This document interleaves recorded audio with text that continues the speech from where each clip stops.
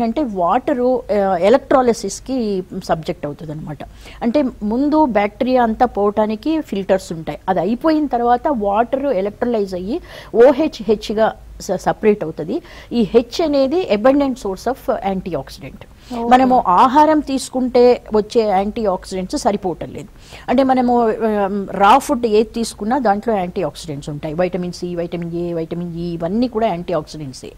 కానీ మనకి బయట ఎక్స్టర్నల్ సోర్స్ నుండి వచ్చేటువంటి ఆ ఓవర్ లోడ్ అయితే ఏదుందో అది మనం ఏ ఫుడ్ ద్వారా మనం దాన్ని తీసేయలేమన్నమాట. అందుకని ఇప్పుడు జపాన్లో ఇది 40 years నుంచి వాడుతున్నారు.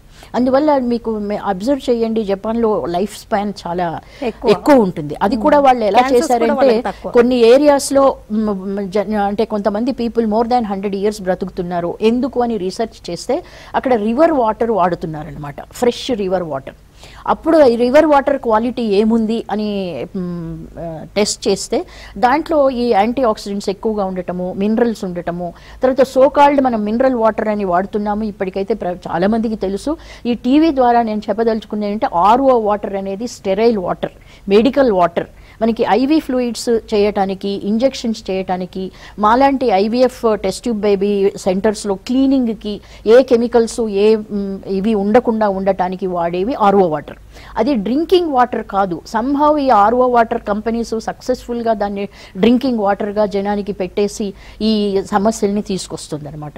ఈ డ్రింకింగ్ వాటర్లో ఈ కాల్షియం, మెగ్నీషియం ఎప్పుడైతే ఉండవో అప్పుడు ఏమవుతుందంటే మనకి ఎప్పుడు కూడా మన body pH, blood pH 7.35 to 7.45 ఉండాలి. అది మెయింటైన్ చేయటం కోసము మినరల్స్ ఎప్పుడైతే ఉండవో వాటర్లో బోన్లో నుంచి తీసుకొని రక్తంలో కలిసి pH మెయింటైన్ అవుతుంది.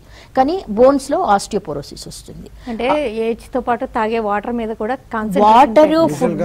ఈ వాటర్ మనం ఏదైతే మాట్లాడుతున్నామో ఇట్ ఇస్ వన్ ఫ్యాక్టర్. మనం ఇప్పుడు వైరస్ కూడా తీసుకుంటే కూడా వైరస్ pH వచ్చేసి 6.5 ఉంటే ఆల్కలైన్ ఉన్నటువంటి సిట్రస్ నుంచి వచ్చేటువంటివి కానీ కొన్ని ఫ్రూట్స్ కానీ ఏవైతే యాంటీ ఆక్సిడెంట్స్ ఉంటాయో అవి కూడా ఈ సమయంలో ముఖ్యంగా కరోనా క్రైసిస్ లో ఇమ్యూనిటీని పెంచేటువంటి దాంట్లో ఆల్కలైన్ వాటర్ తో పాటు, అంటే ఇది ఒక అయనైజ్డ్ రీస్ట్రక్చర్ వాటర్ కాబట్టి మేడం చెప్పినటువంటిది, వీటితో పాటు ఏదైతే ఆల్కలైన్ ఫుడ్ ఏదైతే ఉందో ఆల్కలైన్ నేచర్ pH హైగా ఉంటే మనకు తెలుసు అవుటర్ గా ఉన్నటువంటి ఆ ఫ్యాట్ అంతా కూడా డిజాల్వ్ అయిపోతే దాని యొక్క సామర్థ్యం అనేది ఎలా తగ్గుతుందో, వ్యాధి నిరోధక శక్తిని పెంచడానికి ఆయుష్ అనేటువంటిది ప్రిస్క్రైబ్ చేసినటువంటి డైట్ ఎలా ఉందో వీటితో పాటు ముఖ్యంగా వయసు పైబడే వాళ్ళు తప్పనిసరిగా ఇంకా కొంచెం ఆల్కలైన్ ఫ్రూట్స్ అవి ఇంకా యాడ్ చేస్తే బెటర్ అంటే ఆల్కలైన్ వాటర్.